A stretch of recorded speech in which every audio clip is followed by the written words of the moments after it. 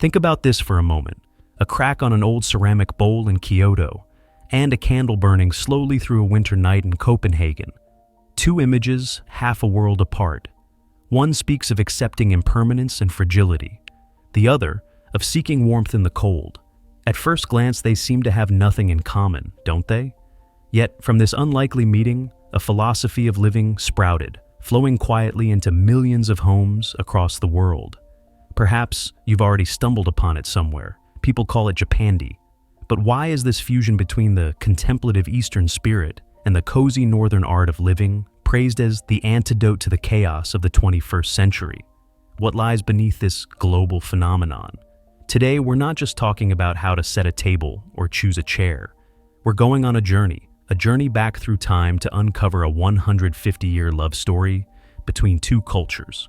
We'll trace the alluring cracks of Wabi-Sabi, warm our hands by the fire of Hygge, and witness how they met across the seas to create a shared language of stillness. And if you've ever felt that your home is either screaming at you with too much clutter, or on the other hand, uncomfortably silent from a minimalism that feels cold and empty, then stay with me until the end of this video. Because this is not just a design style. This is an answer to the question of how to turn a house into a true home, a place quiet enough for you to breathe deeply, yet warm enough to embrace your soul. 1. Wabi-Sabi. The mesmerizing beauty of imperfection. The Japanese hold a belief both profound and poetic, that the cracks on a ceramic bowl do not diminish its value. On the contrary, they tell a story of time, of love, of use. That is the soul of Wabi-Sabi. Let us separate these two words for a moment to feel them more deeply. Wabi is the beauty of solitude, of humility.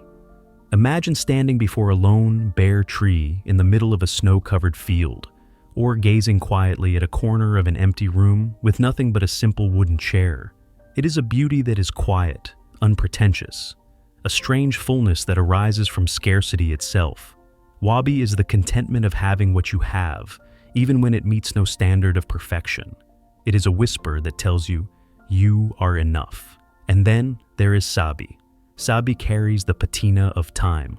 It is the moss growing over a stone in the garden, the rust blooming on an iron key, the yellowed pages of a book that has passed through countless hands. Sabi is the beauty of natural wear, of the marks that time leaves with care. It is not decay, number, it is depth, it is story, it is the long journey etched into the surface of all things.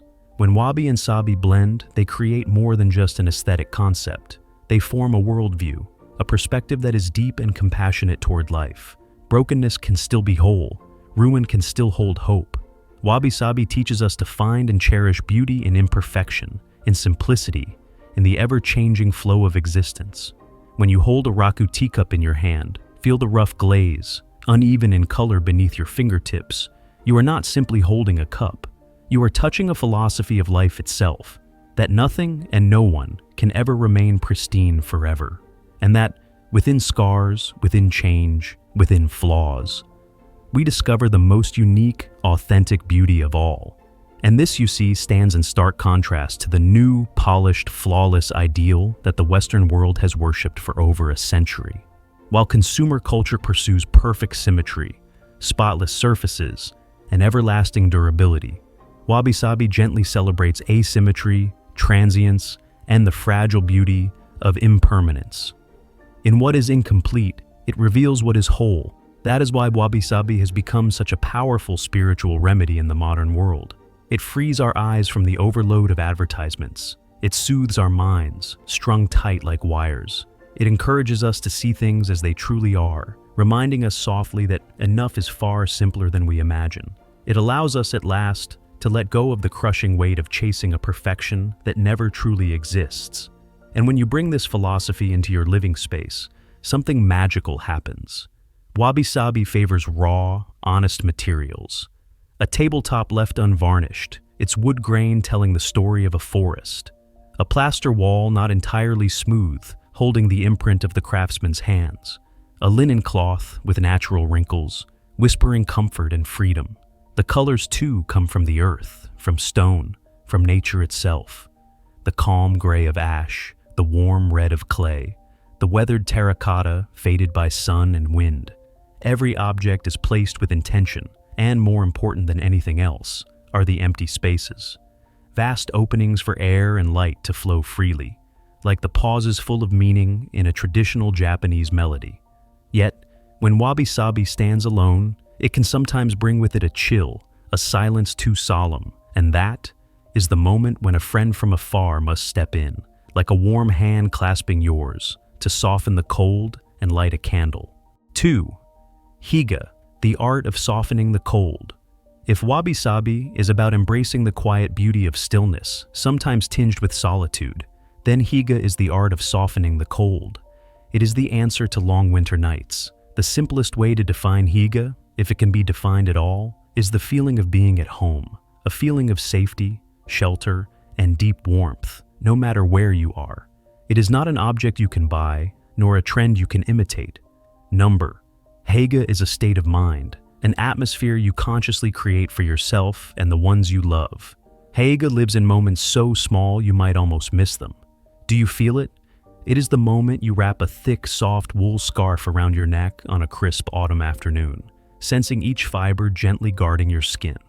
It is the aroma of freshly baked waffles and gingerbread wafting through the kitchen.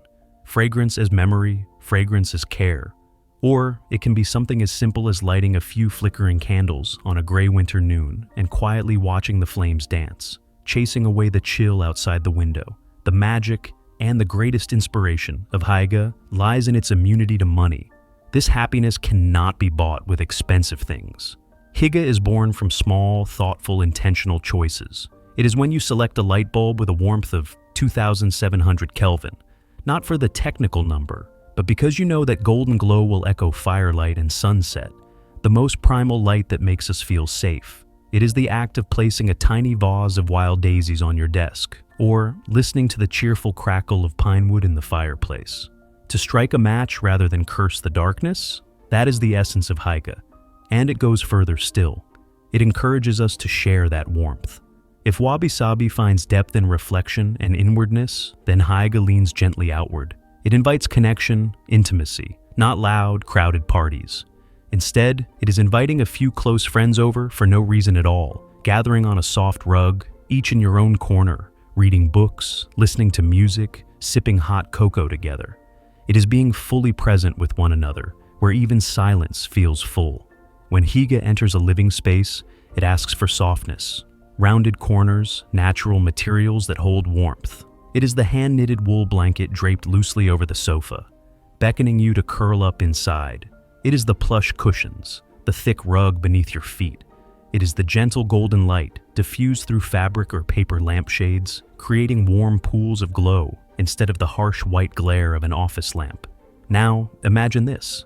When these two philosophies walk side by side, when the honesty, rawness, and stillness of Wabi-Sabi are warmed by the invitation, intimacy, and peace of Hygge, we find a space that carries both the meditative breath of Japanese Zen and the cozy heartbeat of a small Scandinavian home. A union that feels almost too perfect. But how did two philosophies, born on opposite ends of the world, one from the East, one from the West, ever find each other and weave such a beautiful love story? That, you see, was no accident. It was a journey through history. 3. The 150-year love story. Let us turn back time to the year 1867. After nearly 2 centuries of seclusion under the Sakoku policy, Japan finally opened the gates of its ports to the outside world. In the bustling harbor of Yokohama, amid the smell of sea salt and the noise of trade, merchants, sailors, and explorers from Denmark caught their very first glimpse of a world they had never known. They saw the rustic Shigaraki ceramics, their glazes imperfect by deliberate intent. They stood in awe before ukiyo-e woodblock prints, capturing fleeting moments of everyday life with exquisite detail. They touched handmade objects carrying a beauty they could not quite name.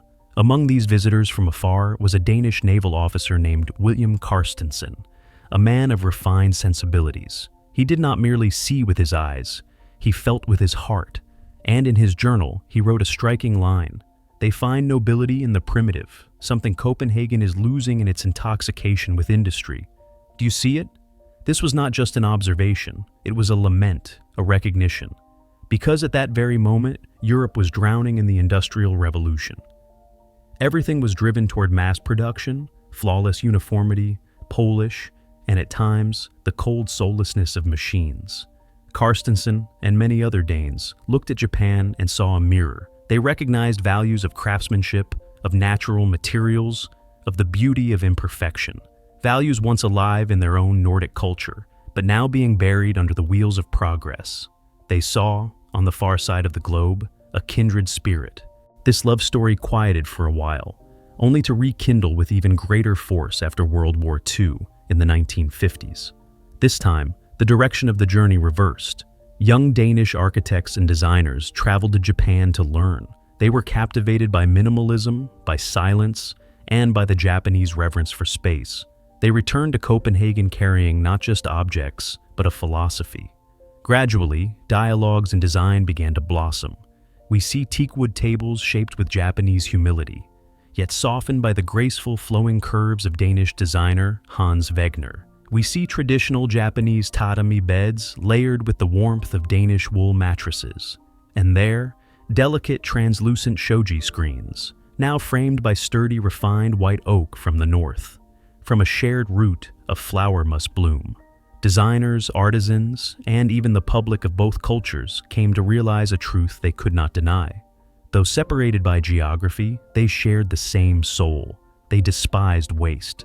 They loved nature unconditionally. And they held fast to a simple philosophy: less, but better. This connection, therefore, was neither accidental nor forced. Japandi is not a name invented to sell furniture. It is a natural outcome, the peak of centuries of spiritual exchange, of respect, of mutual learning. It proves that sometimes the deepest common ground lies hidden beneath the surface of our differences. And this love story of history is still being written today in our modern homes. 4. Modern Japandi, when humility meets warmth. Today, when people speak of Japandi, they often sum it up in just 2 words: warm minimalism. It is not a rigid imitation nor a simple equation. It is a distillation of essence, a symphony in which not a single note is wasted. Imagine Japandi as a living body. Its skeleton is the clarity, brightness, and functionality of Scandinavian design. It is the slender lines, the wide windows that welcome natural light to flood in, the priority given to clean, airy, uncluttered space. But the soul, the flesh that wraps around that structure, is Wabi-Sabi. It drapes that precise framework in a quiet garment, marked by time. You see it in the spontaneous glaze lines on a ceramic vase. You feel it in the coarse, unhidden grain of wood carrying the story of its years. Japandi does not try to conceal. It honors what is true. And then, the color palette of Japandi is its breath. A refined blend of hues drawn from the earth. Tones our eyes are wired to relax into. The creamy white of a long stretch of sand. The warm terracotta of clay. The soft moss green clinging faintly to a tree trunk, the deep, contemplative brown of damp wood. These colors do not shout for attention. They whisper, they soothe, they ease the daily strain our eyes endure. When it comes to materials, Japandi chooses only what is natural, what carries the spirit of sustainability. Not just wood, but the feeling of your hand gliding across the natural veins of ash or oak. Not just stone, but the cool touch of honed stone beneath your bare feet. Not just washi paper, but the way light filters through it, softened, dreamlike, like moonlight. These materials are not merely beautiful, they breathe. They bring nature into the home, regulate the air, and create an invisible bond that makes us feel sheltered. The lines of Japandi design are always humble. Furniture is often low, close to the ground, as if inviting us to lower ourselves, to slow down, to live nearer to the earth so that our minds may grow steadier. Patterns almost vanish, giving way to the elegance of form and the raw beauty of material. A solid Japanese pedestal table, a soft elliptical lampshade casting gentle light that does not dare disturb sleep. A few folded paper lanterns carrying a touch of nostalgia. Everything exists for a reason, and perhaps the most essential element is space itself. Japandi follows the Japanese principle of Ma, the conscious embrace of emptiness. This emptiness is not waste. It is a vital part of the design, giving the eyes a place to rest, giving the mind room to wander.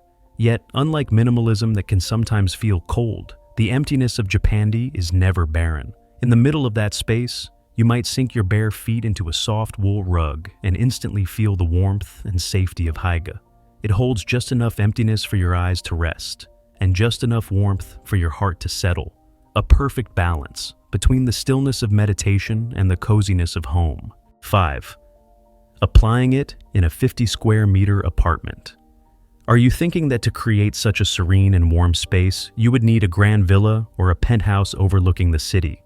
The truth is, this philosophy is not measured in square meters. It is measured in stillness of the soul. And a 50 square meter apartment, believe me, is more than enough to build your own sanctuary. The secret is not in size, but in intention, subtlety, and the purpose behind every choice. So, where do we begin? With the bravest act of all, subtracting. This is not cleaning up. This is a conversation with every object you own. Look around your room right now. Decorations that tell no story. Items you bought on impulse that carry no real emotional or functional value. Let them go. Return the right to breathe back to your space. Keep only what you truly love, what carries memory, meaning, or presence. Once the space is clear, perform a simple yet unexpectedly powerful magic trick. Change the light. Swap out those harsh white office bulbs for ones with a warmth of 2,700 Kelvin. I promise you, the very moment the light comes on, the whole room will transform. It will feel cozy, gentle on the eyes, bathed in the golden honey of sunset.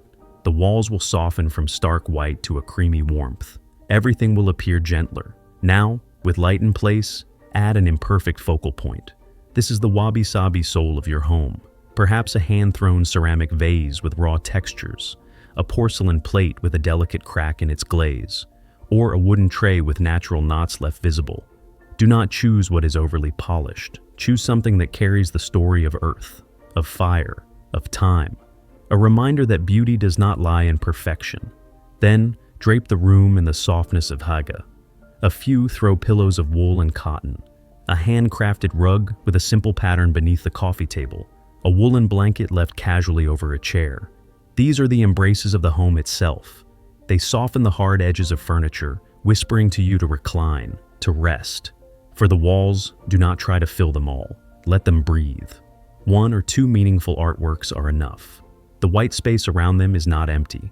It is the frame that elevates the beauty of what is there. Before buying any item, no matter how small, pause for a second and ask yourself, will this add to my sense of safety and peace?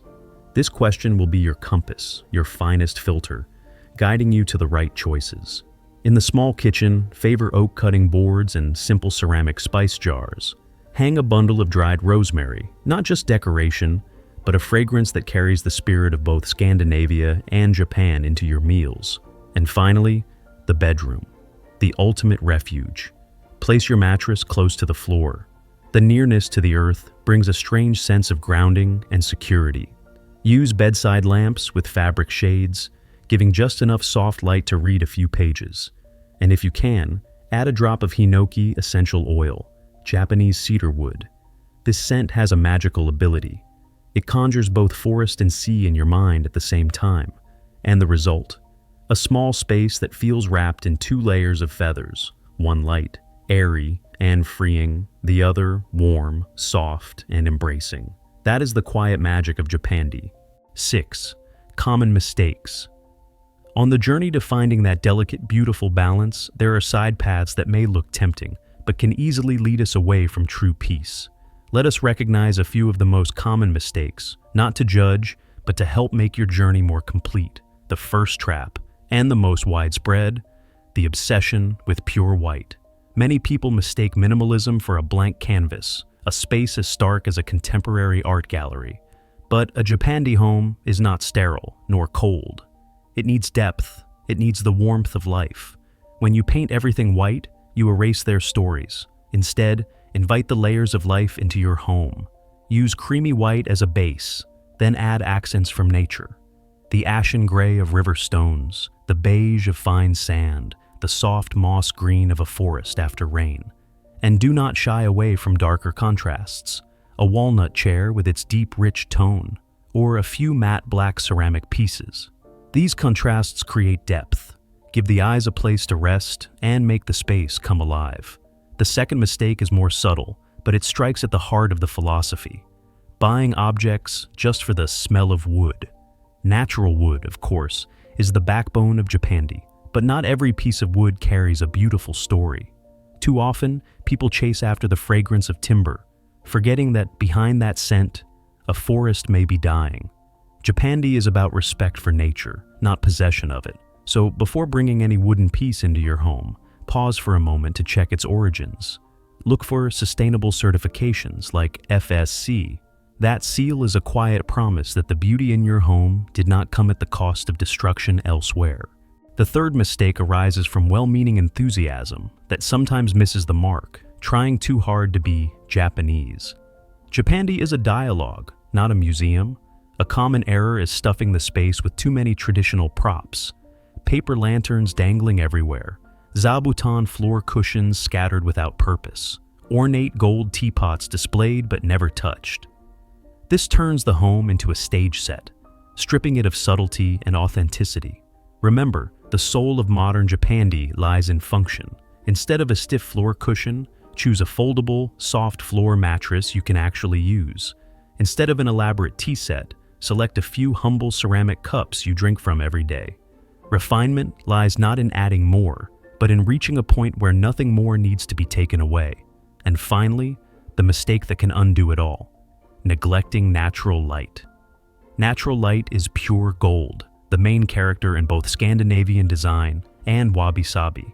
It brings energy, life, and a sense of openness. If you cover your windows with heavy dark curtains, you are forcing your home to hold its breath. And if your room lacks sunlight, do not give up. Use a large mirror with a simple wooden frame to double what light you do have, or hang sheer light-colored curtains. They protect your privacy while acting like a veil of soft mist, filtering that precious light and carrying it gently into every corner. When we avoid these pitfalls and create a true Japandi space, how does it truly affect our minds and bodies? Why does a living space hold such extraordinary healing power? 7. Psychological and physiological impacts. Japandi does not just touch the eye, it seeps into the body and the soul, quietly yet powerfully. It is like a gentle medicine for a world spinning too fast. Have you ever felt your heart calm when stepping into a room filled with wood, or when sitting beneath the warm glow of golden light? That is not your imagination. A 2021 study from Aarhus University in Denmark revealed that within just 1 hour of living and working in a space with natural wood and warm lighting, cortisol, the stress hormone, can drop by up to 23%. Think about that. It means your home is not just a place you return to. It is an active sanctuary of therapy. Every minute you spend there, your body is soothing itself, whispering, "You are safe now," and genuinely helping you recover from the tension stored within. And there is more. Another report from Kyoto, Japan, uncovered something remarkable about Wabi-Sabi. Gazing at asymmetrical objects, like a slightly uneven ceramic vase or a slender withered branch, can activate the regions of the brain responsible for creativity and problem-solving. Participants in the experiment solved complex problems up to 15% faster. A Japandi space, therefore, is not only peaceful. By freeing the mind from the prison of perfection, it gently unlocks the creative potential lying dormant within each of us. But perhaps the deepest impact of Japandi is the way it invites us to slow down. In a world that is always rushing, always demanding speed and efficiency, the Japandi home becomes a gentle act of resistance. It invites you into small but intentional rituals. You do not rush to make tea. You pour the hot water slowly, listening to its flow. You do not toss a blanket aside. You fold it neatly, feeling the softness of the fabric. These simple acts, when done with awareness, become a form of walking meditation. They draw you back into the present moment, quieting the wandering, anxious mind. A home is not just where we shelter. A home is where the soul takes shape. Both Japanese and Nordic cultures cherish quality over quantity, and that truth lives in every corner of Japandi. Over time, it becomes more than a beautiful home. It becomes a companion, a safe refuge, especially for urban souls overwhelmed by information, surrounded by noise and haste. It is a place to rediscover balance, to restore energy, and most importantly, to reconnect with yourself. It is a reminder that sometimes simplicity itself is the ultimate key to happiness and health. So, how can we begin to feel these profound benefits starting tomorrow? To turn philosophy into practice, I have prepared a small challenge for you in the final section. Are you ready for a 7-day plan to truly live and breathe in the spirit of Japandi? 8. 7 days of living. Japandi theory is the map, but experience is the journey. So instead of only talking about Japandi, I invite you to live it, just for 7 days. A small experiment to see what kind of quiet magic might bloom from the simplest actions. Are you ready? On the first day, begin with a deep breath for your space. Choose just one small corner, perhaps your nightstand, a bookshelf, or the kitchen counter. Look at it with honest eyes and pick out 5 objects that no longer bring you joy, no longer serve a purpose. Hold them in your hands, thank them for being there, and gently let them go. Do not think of it as cleaning, think of it as releasing. When your space has room to breathe, on the second day, give it a warm soul. This is the time to change the light. Find a 2700 Kelvin golden bulb and replace the one you use most. And that evening, after 7 o'clock, turn off the harsh white lights. Instead, light a beeswax candle and watch its flame dance softly. You are not just lighting a candle, you are inviting the night in gently, signaling to your mind that it is time to rest. That warm light on the third day will nurture life.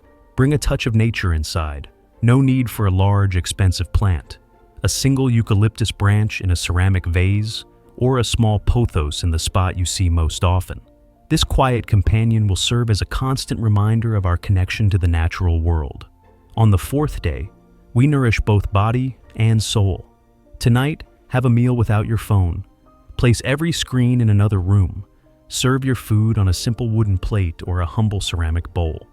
Eat slowly, savor the taste of the present moment, and listen to the stories of those sitting at the table with you. On the 5th day, let housework become meditation. Take a soft cotton cloth, play some gentle instrumental music, and clean slowly. Feel each movement of your hands, the smoothness of wood, the coolness of glass. You are not laboring, you are caring for your sanctuary. With your home refreshed on the 6th day, let gratitude find its voice. In a world of rushed messages, take time to write by hand. A short thank you note to a friend, or just a few lines to yourself about what you are grateful for this week. Place it on a wooden surface and feel the connection between paper, ink, and natural grain. And finally, the 7th day, a day of stillness. End the week-long journey with 5 minutes of quiet sitting. Spread a small mat on the floor, turn off every light, and leave only the candle from day 2. Close your eyes, focus on your breath. Inhale, peace. Exhale, worries. A journey of 1,000 miles begins with a single step. Peace that lasts a lifetime begins with a single quiet moment. After 7 days, your home may not look drastically different, but I believe a pocket of stillness will have begun to take root inside you. A subtle yet powerful shift. And if you cherish this feeling, do not stop. Japandi is not a destination. It is a path back home, both to your physical house and to the home within your soul. It teaches us that a beautiful life does not need to be perfect. It only needs to be true. Beauty lies in the cracks of the ceramic bowl you love, just as it lies in the imperfect experiences that shaped you. Warmth does not only come from the candle, but from the care you place into tending your living space. If these reflections touched even a small corner of peace within you, a simple like will be a warm signal that we are walking this path together. And I would love to hear which will be your first Japandi action after this video. Clearing a small corner, lighting a candle, share it in the comments below so that together we can spread this stillness. And subscribe if you wish to keep exploring these gentle paths home with me. May you find beauty in the imperfect and fullness in the simplest of things. Until next time.